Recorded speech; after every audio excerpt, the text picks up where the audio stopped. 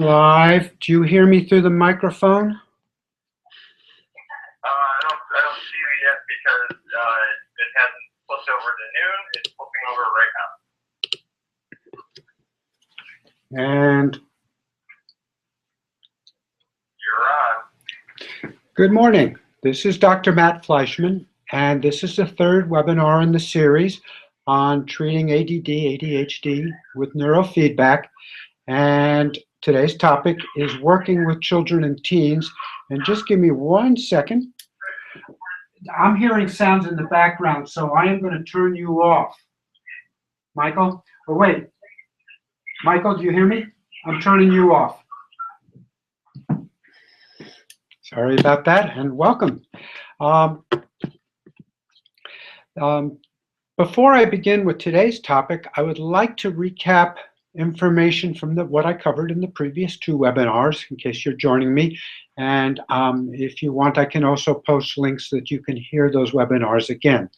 In the first webinar, I discussed how this was really about setting up, doing the intake, the testing, and preparing clients for treatment. And I discussed how I emphasized the value of doing a more traditional assessment for attention problems, including doing a clinical interview, standardized questions for ADD and other problems, formal testing, and a follow-up session where the results and conclusions are presented and treatment options presented. In the second webinar, I discussed discussed that I used the same standard ILF protocols that are outlined in the current protocol manual. No major innovations there. What I think is the major difference is that I use a form called the treatment summary form that allows me to see on one page all of the protocols I've used, how they've been introduced, any changes into the reward frequencies, and the impact of that on the client's behavior as reported by the client, or in the case of kids, by the parents. Use of this form ensures that I'm methodical and logical about how I go about unrolling protocols, but also that when we plateau, it becomes evident, and that suggests it's time to change something so that I don't burn through sessions without progress. This way almost always guarantees that by the time I've gotten to 20 sessions, there has been significant improvement. Not necessarily that we're done, but that the parents are reporting change. I also talked about in both of the webinars the use of a two-person treatment team as a very efficient and economically advantageous model for running a practice, with one person being myself, the licensed behavioral health care provider, and the second being my clinical assistant, who I trained and conducts a lot of the neurofeedback, but not all of it, and does the testing, though I do the summary of the test results, interpretation, and things like that. So basically, the first two webinars was a way of finding out and getting the client linked into treatment, getting them committed to it, presenting a model of 20 sessions, and using protocols out of the standard ILF protocol manual to work for ADD. So today's agenda, I'm going to talk about the rationale for adding therapy, and by therapy I mean counseling, to neurofeedback in treating ADD-HD. I'm actually going to cover in that therapy two things. But before I do, let me just introduce, say a little bit about myself and my relevance in this domain. As I've mentioned before, I'm a licensed psychologist. I've been doing neurofeedback for well over 20 years. In the last 5 or 6, almost exclusively with Signet. And in fact, at this point, it is exclusively with Signet. But as a background before, during, or even learning about neurofeedback, I got my doctoral degree at the University of Oregon in what might be called a social learning or a behavioral model. Social learning model is one that emphasizes the role of interactions between the parent and the child in shaping the child's behavior, and also looking at ways to alter problematic child behavior by altering the way parents interact with their child. In my Upon graduating and in my early years postdoctorate, I had over 10 publications in one book, a text on the treatment of children and teens with this model. Goes by lots of names, but I've seen it recently referred to as family behavior therapy. And family behavior therapy is now considered probably the only evidence-based therapy for ADD or ADHD and the associated problems. So what I'm going to present to you is certainly within that vein, though I think you'll see that what I'm offering is very different than the standard behavior therapy for families. The question, though, when I raised the issue of doing this was, do we even need to do therapy with if we're doing neurofeedback? My initial hope, and probably the hope of everybody, most people on this who've gotten into doing neurofeedback, probably hoped that neurofeedback would make therapy unnecessary. The problem was the brain, and therefore if we can train the brain to work better, things get better. And we read all sorts of miraculous stories, and we still like to share them about the child, way off the deep end, comes and does some sessions of neurofeedback and dramatic results, improvements in IQ, et cetera, et cetera. And, we've all had those success stories. We've all had the cases where I think we've knocked them out of the park. And if you're new to this, I can pleasantly tell you to be pleasantly aware that you will get those. Nice outcomes, basically just doing neurofeedback. However, my sense is that with this population of children and teens, and also talk about adults who have ADD, the success rate is much closer to 50%. And by the way, 50% is not bad. If we look at the base rate of improvements for many other disorders, 50% is pretty good. But it's not going to get us where we want to be consistently enough, or at least it's not as good as it can be. And I don't think, as I've said in the earlier ones, that necessarily that the other 50% is going to come from refining protocols. Certainly improving protocols and new developments in neurofeedback will improve our outcomes, but we're still talking about a child or a teenager embedded in a family to which we have ample evidence of the role of the social learning or behavioral contingencies, or whatever you want to call it, that shapes behavior. And it's especially true when we have the child who comes to us where either there's a lot of conflict between the child and the parent, or the parents complain about the lack of motivation or how disorganized the child is. And while sometimes that lack of motivation can be depression, and yes, that relieves with neurofeedback, or the conflict is simply about getting schoolwork done, and that relieves when you do the neurofeedback. But a lot of cases, attention can improve, mood can improve, but other things don't. I also feel that we risk making the same mistake that I see psychiatry has made, and that's assuming that our tools, in the case of psychiatry, it's medication, that we would solve all the problems without reference to the larger, what I would call psychosocial, bio-neurobehavioral environment. So I don't want to feel that just throwing neurofeedback protocols is likely to get me what I need to do. I'll also mention just to this community that I find it curious that when I look at the discussions on the listserv, people talk about looking at the larger picture, and they'll talk about looking at nutrition or pathogens or chemical insults, or sometimes the effect of unconscious traumatic events or early traumatic events, and ignore what's probably the largest body of research on the impact of just the current environment on the child's behavior or the teen's behavior. So if we are intervened, where do we intervene? And I suggest that the place to intervene with children and teens is with their parents. And then what do we do and how do we do it? And the how in this case is, how do you fit doing some counseling in with doing neurofeedback? Because again, I provide neurofeedback as a central aspect, and that takes time. Doing one, do you do the other? How do you fit two together? So that's what I'm going to be presenting today.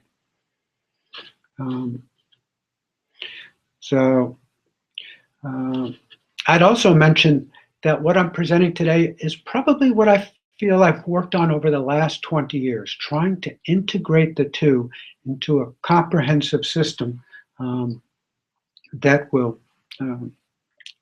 work, that is feasible, and I think provides a model for treatment for ADD, ADHD, this neurofeedback combined with some counseling that I think should be the future gold standard for treatment. And I also am excited to say that I think the audience I believe I'm speaking to today is well prepared to do this. Taking what I'm offering today, integrating what you already have, we have at our hands a very powerful treatment model. Just one aside to Michael, who's also monitoring this for me. If you do need to reach me, just text me and I'll see your text. Okay. So let us move on. So the first thing I want to do is talking about the what of combining therapy with neurofeedback. And by the what I mean is, what exactly do I want to do in therapy? What type of therapy and what do I cover? You know, therapy is not a single thing, and most behavioral health providers who are on this are aware that there are multiple types of therapy, and even within behavioral therapies or family therapies, what do you focus on? What do you do?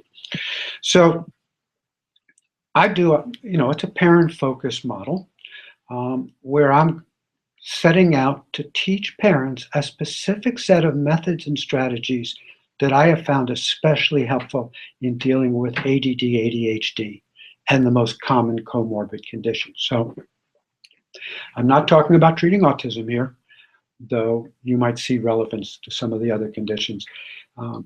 Treating ADD, ADHD, and that's what I'm telling parents. This is how you become more effective with your child who has ADD. And I'm even coining a term, calling it ADD effective parenting.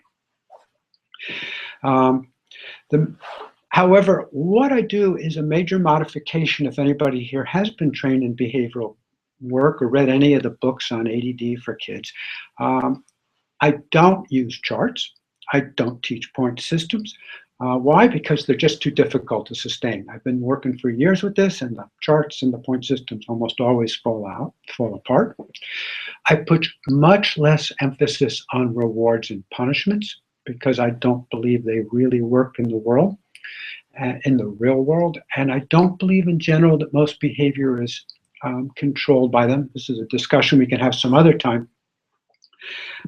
Rather that I view that most of our behavior is shaped and directed by internalized sense of what we're supposed to do in a situation. And that for changes to take place, in other words, if I want the parents to alter how they relate to their ADD child to be more effective, they need to learn a set of skills. The skills need to be practiced, but the skills also have to be simple to do. They're not going to learn complicated things. The skills can't make major changes in their entire life. People have other things to do. They won't do that. They also have to be acceptable. I work with a wide range of parents. I've worked from parents in Eugene, Oregon, who clearly have a strong counterculture streak. And I also have parents who come out of very politically and socially conservative populations. I've never had anybody at any end walk out from what I do and say, no, I won't do that. Almost everybody finds it compatible with their sense of what might make good child rearing. It appeals to them and makes sense. You'll also see that in what I'm going to present, some of it is work I've developed. Like I said, I will claim that I have a level of expertise in this area, and you'll see that in some of the material I present, particularly on the role of teaching children to cooperate.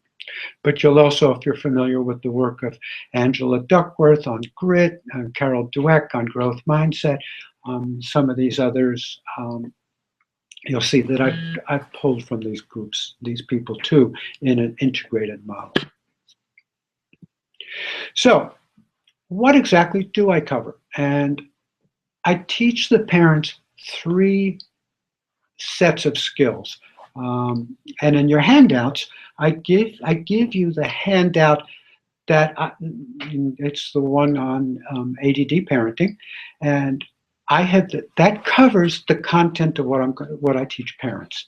The 3 areas are: one is cooperation, or focus on cooperation, and it's how to get children and teens to do what's asked without delay or complaining, and to do a good job. And I'm going to be going over that one in quite a bit of detail today, simply to give a sense of what I cover and how I cover it. But if you yourself have children or teens, you may find it interesting to, consider maybe perhaps using this with your own child or teenager and getting a sense of how it works. But I have been doing this work week in, week out for years with some refinements, and the reception from both parents and the kids is highly positive, and this will have a dramatic impact on how that family functions. So I'll come back to that one. The second thing that I teach parents is how to teach their child to be organized and responsible. And you may scratch your head and say, how do you teach somebody to be organized and responsible? I'm excited to show you what I actually do there. And the third one is I talk about how to deal with motivation and behavior problems in an ADD effective manner. In other words, how to motivate and how to discipline in an ADD effective manner, because the standard tools for motivation and discipline, which is rewards and punishments, don't work well with this population. So let me talk about the focus on cooperation. What I'm going to be showing you now is a slideshow that just created. This is it's just simply taken out of the text of the handout, because before I was giving clients the handout, just having them read it. But I thought it'd be much neater and cooler if we could put it on a slideshow, and the slideshow just displays on an iPad or any sort of tablet. You can hand it to them. Or you can print this out or something like that. But this is the content. So in some way, what I'm going to walk you through now, is what I would typically do and be explaining to a parent. Let me see, just one second here. Okay. Okay, so I call this ADD effective parenting, and the first thing here is this focus on cooperation. And so what I explain, what I understand is that even with families, the kid, I almost always start out with the question: if you had to ask your son or daughter, and I ask the kid this too, if your parents asked you to do 10 things during the course of a day, how many, if any, would you do on the first request without any arguing or fussing, and do a good job? In other words, just get up, go, do it. And I say, I want a number from 0 to 10 from each person. And so they think about it. And the surprising thing is that the typical answer is that they rarely do all 10. I mean, they never do all 10. Most kids don't do all 10, but the number is actually quite low. And actually, I'm going to skip over here. I'm going to jump to the next slide. I'm going to give you an overview of what I cover. Basically, sorry about that. So did I set out that the fact is that cooperation is not good. And when cooperation isn't good, what does it lead to? It leads to yelling and screaming, bad feelings. And I point out even to kids that, you know, when cooperation is not high, then parents are resentful, and they're not often very pleasant. And at the same point, when kids don't cooperate, then parents feel frustrated. The house doesn't work very well. So this is the place to start. And how do we then change this cooperation around? And here I suggest that there are basically 7 steps, and I'm going to walk us through the steps, but real quickly you can see, just take a glance at what these steps are, but I won't go through them individually, I'll just say take a look at them.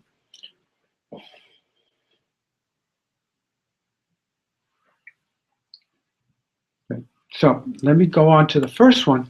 And the first step, if you want to improve cooperation, is you have to be clear what cooperation really means. Real cooperation means to do it right away, don't fuss or argue, do a good job. And so that's it. Cooperation is not, if I could say, well, it means to listen. No, it doesn't mean to listen.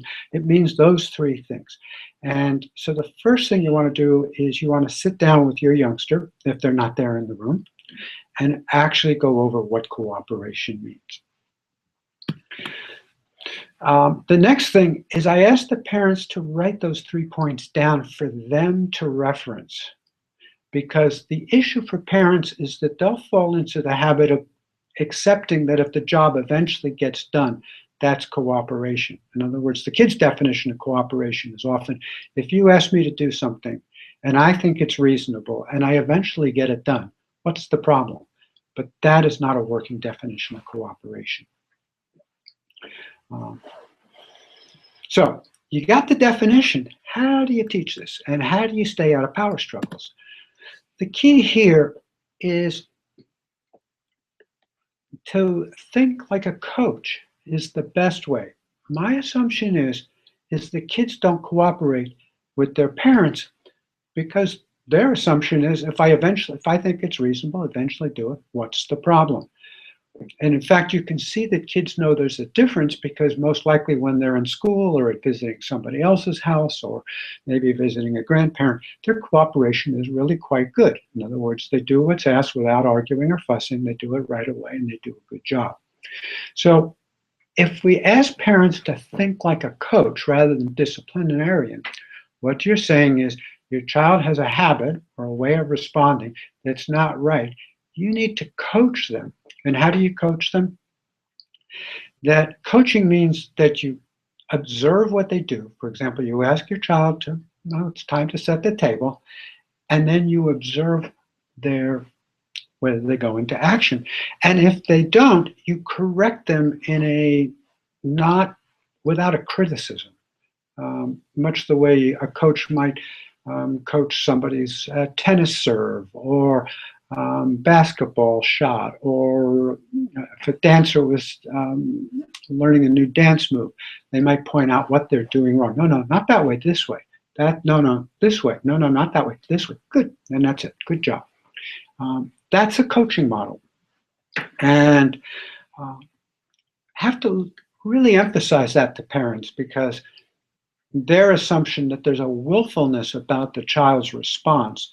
And I'm suggesting maybe it's a habit that we're going to change, just like you. And they sort of get this coaching idea. I've had good luck with that one.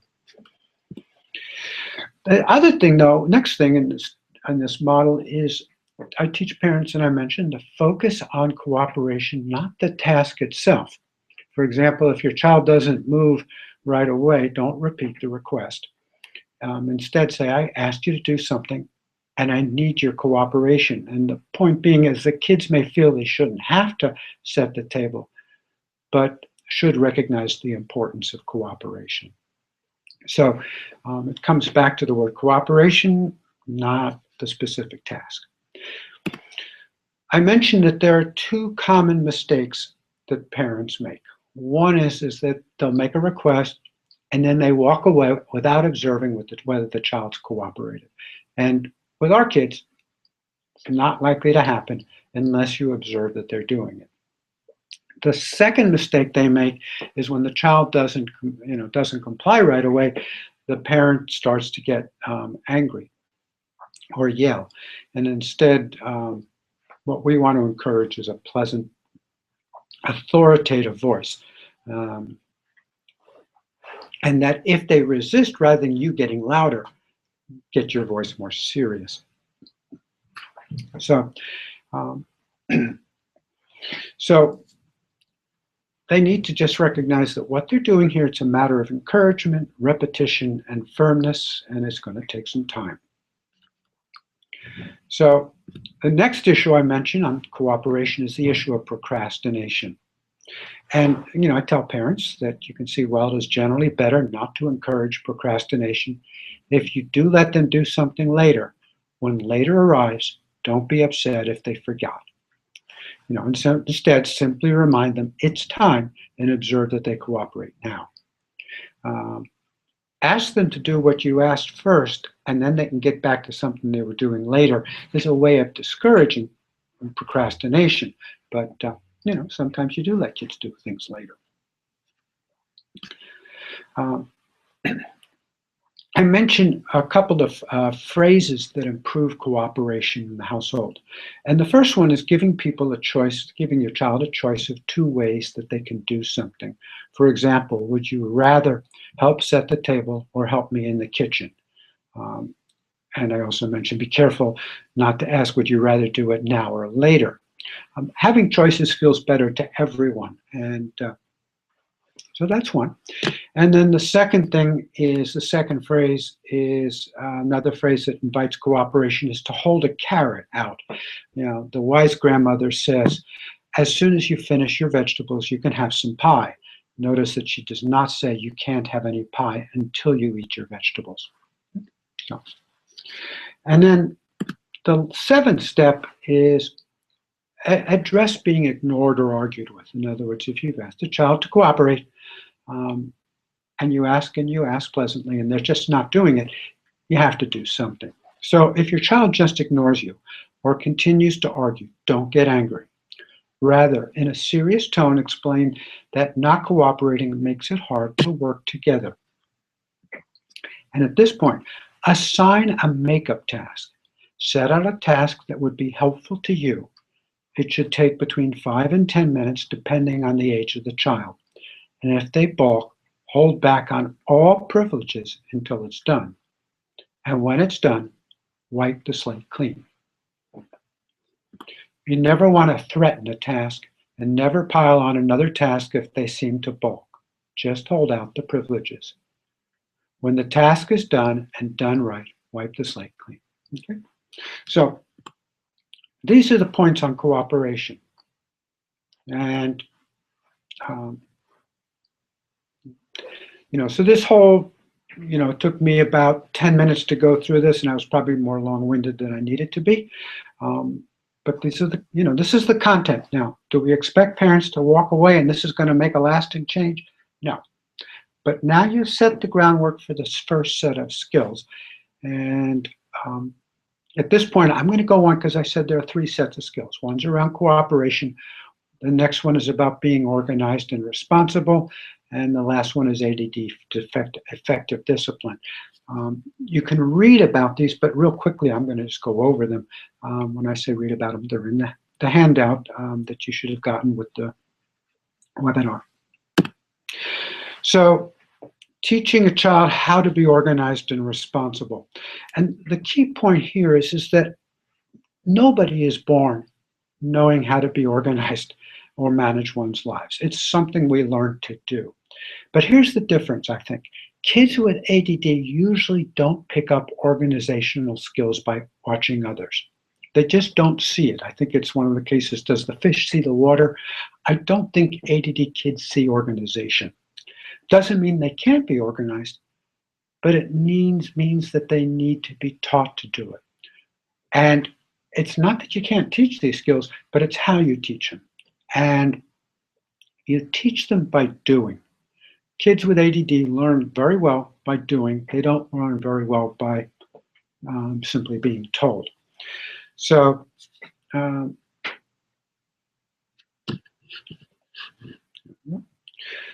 what are the 3 skills? The first one, to be organized, what are the skills of being organized? And the basic skills of being organized come down to using 3 tools, very simple tools that adults use and kids need to learn to use. One of them is to learn to make lists. The second tool is how to organize and label where things belong. And the last tool is to set reminders on things that it's easy to forget. There's no magic here, but each of these has a profound impact and goes from the simplest little Post-it note up to very complicated procedural charts on how to do things. But it all boils down to 3 things: lists, a system of organizing and labeling, and reminders. And teaching kids to use these, even at the earliest stages, is what is essential for them later on to go out into the adult world and be successful. So let's talk about lists first. In the handout, it talks about that there's some simple rules for lists. Keep them simple, put them where they'll be seen, and here's the key. Lists work better if they make the lists. If you make the list, you've got a list, great. But when they make the list, it engages them in thinking about what's going to happen, what needs to be happen, what's on the list. So by having them make the list, you're also teaching how to plan. Otherwise, if you make the list and they just do it, then you're simply getting them to follow lists. Not bad, but not as good as learning how to plan. You want to stop being their memory, or we want the parents to stop being the child's memory and train them to be responsible. So by having them make lists and the parent moving from, did you get up? Did you brush your teeth? Did you do this? Did you do that? To where are you on your list? And then eventually the child being able to work this list all themselves, and eventually the list disappears. I mean, once we've internalized something, we don't need to look at a list. But most adults, I do, certainly I work from lists all the time to get stuff done. So the list, the whole central part of lists is it teaches planning, organization, and responsibility, particularly as parents use it. The next thing is how to organize stuff. And I go over in that in the handout, and you have is basically, if you want to learn how to be organized, there's 3 steps in that. First off is simplify what you have to organize. Get rid of stuff you don't need, put it in boxes, throw it out, donate it, whatever. The next step is to actually do the organizing, arrange it in some way. And I recommend, boxes, hangers, file folders. I have parents work with their child's room on this, but to do it quickly, less than an hour to quickly go through a place, put it in order. Good enough is good enough. But here's the third one. This is sort of the key for working with ADD, to actually put a visible label on where everything went. These labels then remind where stuff goes back. It gives place and order, and it prevents things from falling back into chaos after just a couple of days. Part of that, though, is then creating, one of the things would be a list of routines. What's a kid need to do every day? And one thing on that list might be put things back where they belong. But if you have labels in a clear system, that's not so complicated unless things then totally fall apart. So staying on top of this. But again, you start at the level of the child. The nature of an organization for a 4-year-old or a 5-year-old is going to be different than a 15 or 16-year-old. I also talk about a way, the third one is about using reminders. And this is not rocket science. The most common reminders are, Post-it notes, putting things onto a calendar. But again, who writes the Post-it note? Who puts it on the calendar? You want to get the youngster to do it. Set timers, set alarms, and as teens get older, and a lot of them now have smartphones, how can they use the reminder feature in smartphones? If you look at this whole thing, basically what we're doing is we're saying ADD kids need to learn these tools. If they're not taught, they won't pick them up. But if they pick up these tools, then the parent does not have to spend so much time managing and can shift the nature of relationship, because we don't like to be managed. But the alternative of nobody managing them means typically that ADD kids are not very effective or efficient in their own lives. And what they want is control, but they need to have control in a way that allows them to accomplish what both they want to accomplish, what they need to accomplish, and what they want to accomplish. Okay.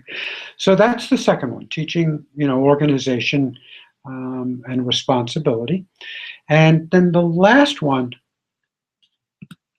is, let me just go back just a second. Okay.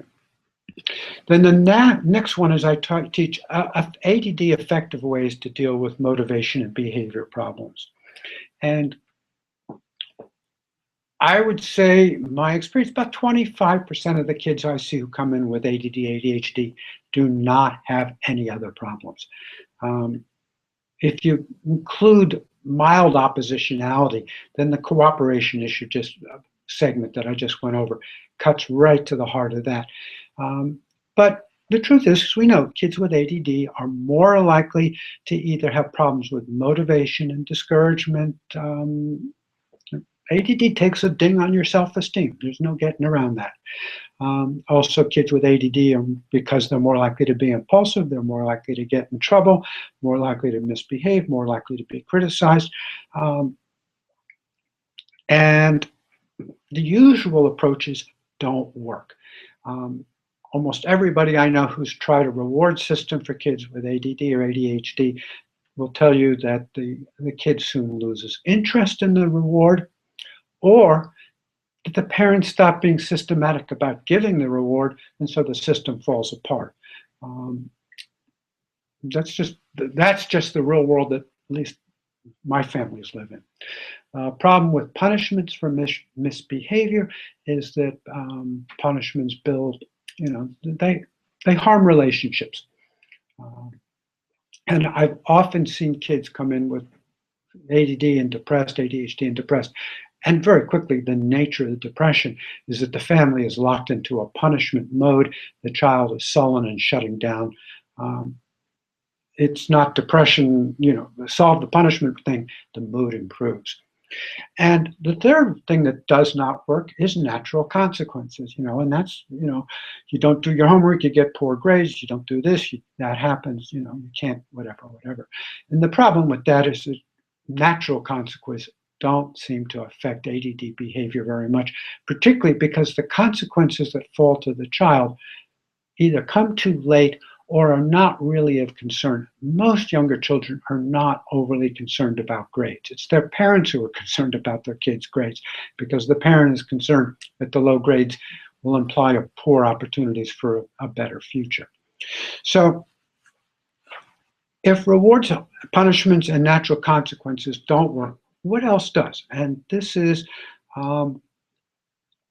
where I pulled together things that seem to, relate to and work and use. So let me talk about what they are.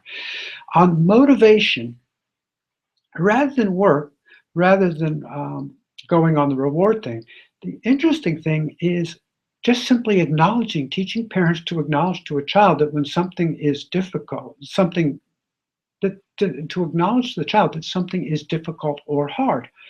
A lot of kids have the assumption that things are easy, and therefore, when they don't do them quickly well, or don't find them fun, that there's something wrong with them. And I think this is also somewhat built into how we're viewing ADD, ADHD, is any difficulty is simply related to the dysfunction of the neurological aspects of ADD, rather than to our perception as to what the task should be like. So one simple intervention for parents is to acknowledge to your child, this is difficult or this is hard. The next thing that I cover is not to enable avoidance. In other words, when something is difficult or hard, the response to it is not to turn away or not to do it, but to help the child, if necessary, break it down into smaller steps that they can achieve and, work that way. I also talk about in this that you want to emphasize the role of effort, persistence, grit, and also this concept of a growth mindset. It's interesting how persistent ADD kids can be about something they want. So it's not that they can't be persistent. It's about being helping them be persistent in things that may not be number one on their agenda. The last thing in terms of motivation is to teach parents to highlight positive exceptions. In other words, instances where the child acted in a way that you might not have expected. In other words, they did persist with something that was difficult, or were not impulsive in a situation where it would have easily been to. Again, people may recognize some of that comes out of the solution-focused notion. So that's the issue of motivation. It has a much more cognitive set than a reward set. But one advantage of this is that you don't have to do it perfectly for it to function. And I also believe that the growth mindset, the grit, that school points that we're not just simply looking to shape behavior. We're looking to develop an internal structure, internal character, if you will, that will serve the child or the teen in the long term. So let's talk about behavior problems. And here again, if you look through the handout, it's the issue of getting past defensiveness, how to do that when a problem has occurred, to press them for solutions, fixes. Fairness is, the issue of fairness can be used when there are problems too. Children with ADD are often, some of them, focused on fairness, and if their behavior harmed somebody else, is there a fair way to fix that? This leads to, I think, there are two forms of effective, quote, consequences, and one of them is what I would see is called reparative, which in my case mostly is work consequence, where the child does some task or chore that helps make up for the damage, and it's often commensurate with the nature of the infraction, but not overwhelming. And what you're trying to do is get the family and then the child to think about ways that they can fix things. The other consequence is a temporary restriction or limit setting. And this is almost analogous to how a parent naturally holds a small child's hand when they're walking through a parking lot. And as the child shows more self-restraint, which comes with being a little bit older and more mature, then you don't have to hold their hand, but you may insist that they stay by you. And then as the child shows more maturity later on, the child can actually go from the car to the store on their own through the parking lot. But when there is a problem, that you bring back the level of restriction or limit. But the difference is that restriction has some temporariness to it, where it's clear that the child has a chance to prove or demonstrate that they can do better. Now, if they do it and then get in trouble again, you reimpose the restriction for a period, and then you extend it out or loosen it until the child can do it. So in other words, there needs to be a relationship between the restriction, which prevents the problem, and the opportunity to prove that they can operate without the restriction. Because a strong motivation for most kids is freedom and less limits.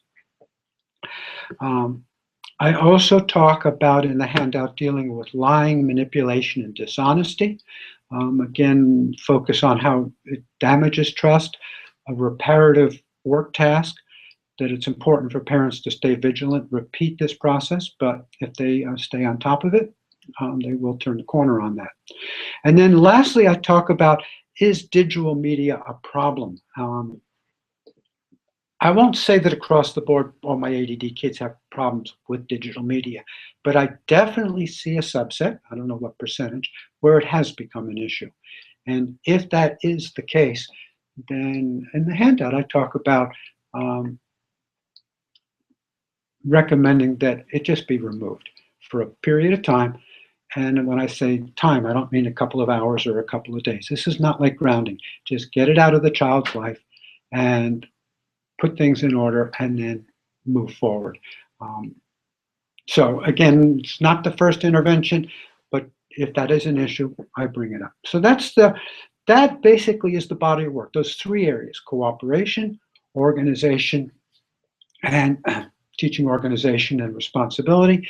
And the third one is this ADD effective strategies. And each of these is about a 10-minute presentation. So that's the content. Let's talk now about the how. How do I actually fit this in with the neurofeedback? And so I think I mentioned before that in our model that we use in our office, we do 20 sessions at a time. We ask parents to commit, and we charge the neurofeedback for ADD is out of pocket, so they pay for that money up front. And what they're paying for is the 15 sessions that my assistant runs. The other 5, and we intersperse that, so it's 3 sessions with her, 1 with me, 3 with her, 1 with me. The 5 sessions they have with me, in addition to doing the neurofeedback, that's when I do the training that I just covered. And there are a lot of ways of doing this, but because I am doing therapy, and this is clearly therapy, I feel comfortable that this is a billable, insurance billable expense, because I'm working with the parents, oftentimes with the kid just doing a session. But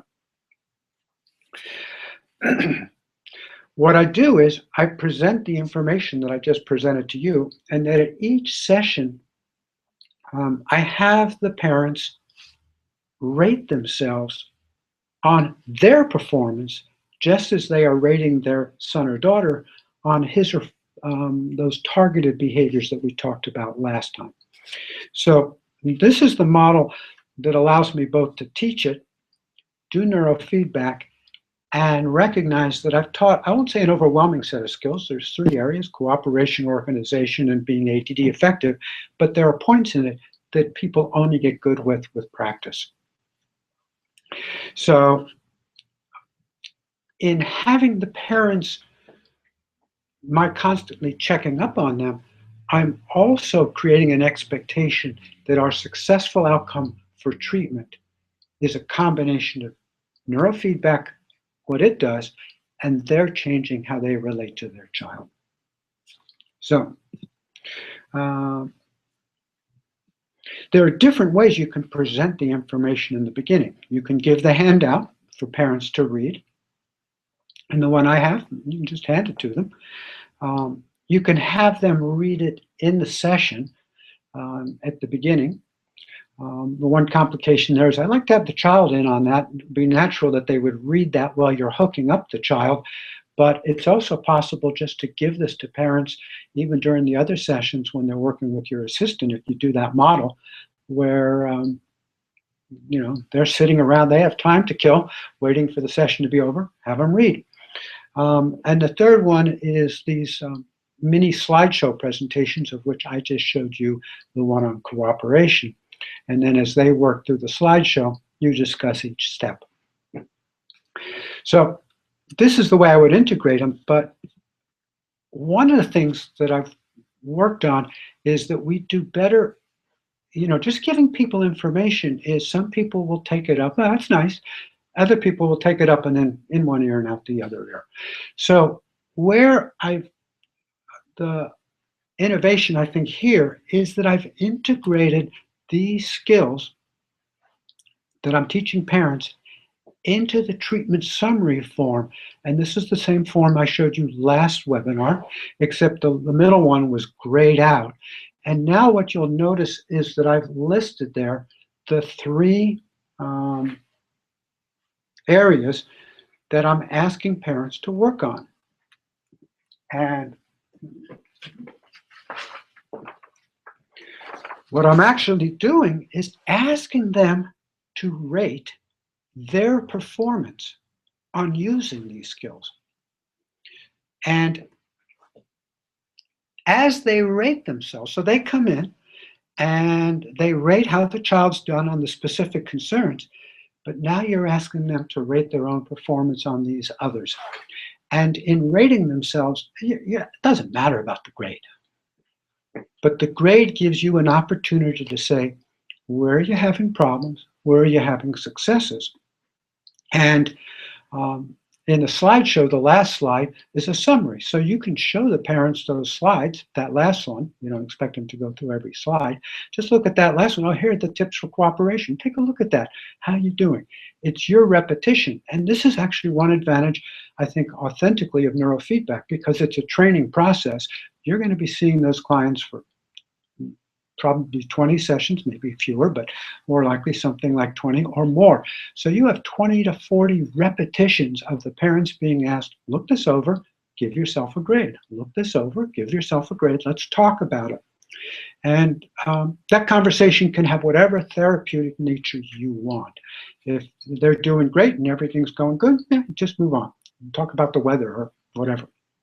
But this brings parents back to also that expectation that there's a relationship between their performance and your outcome.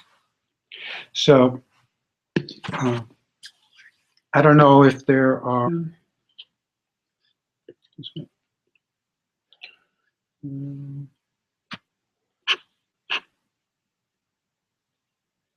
excuse me for this. I can't tell. I don't think I have any questions. If there are any, Michael text me them.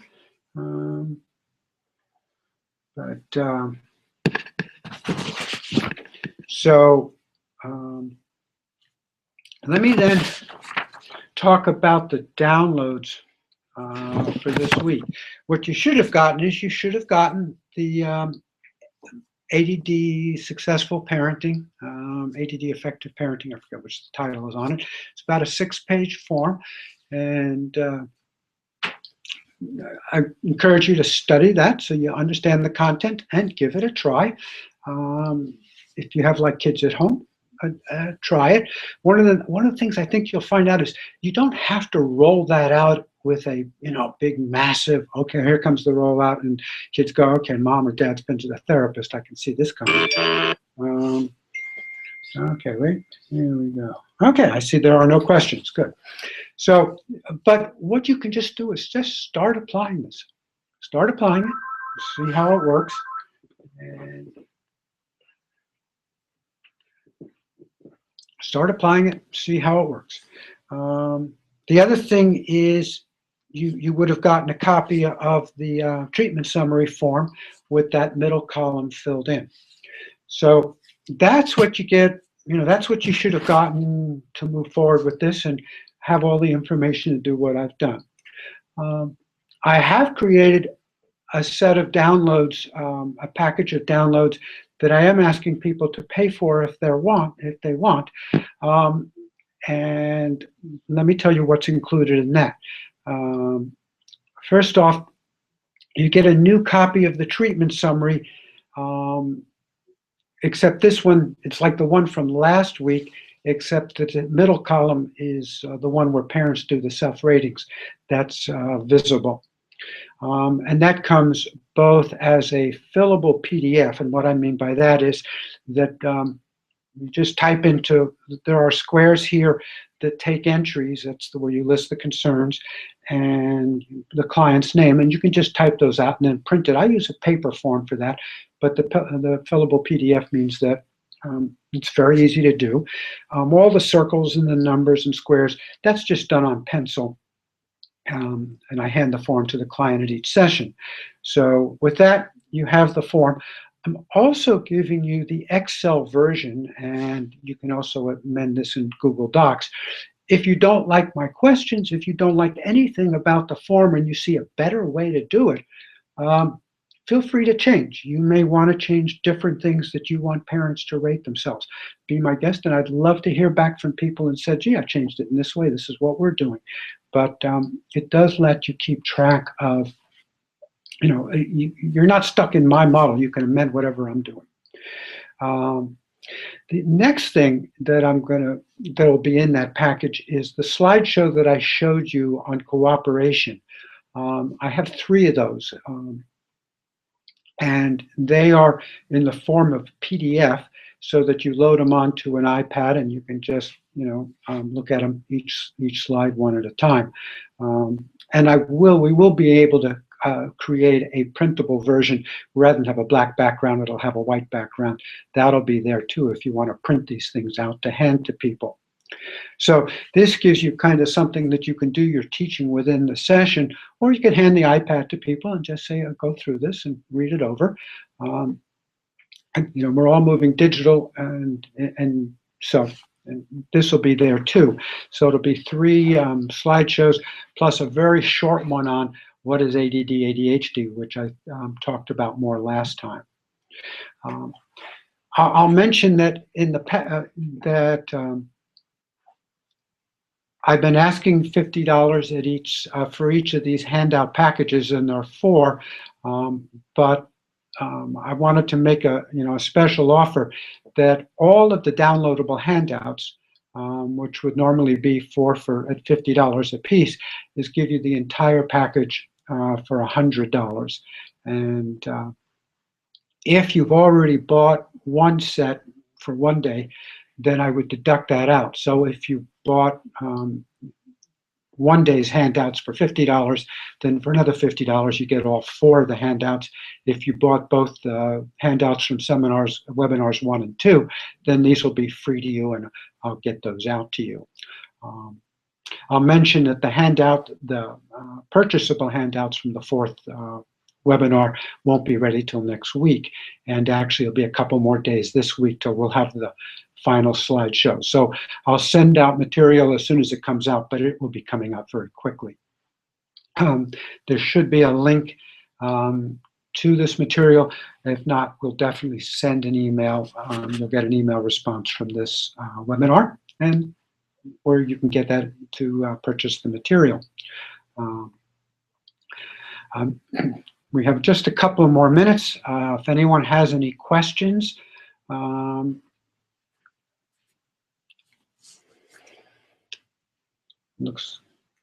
can't tell if there are more questions or not.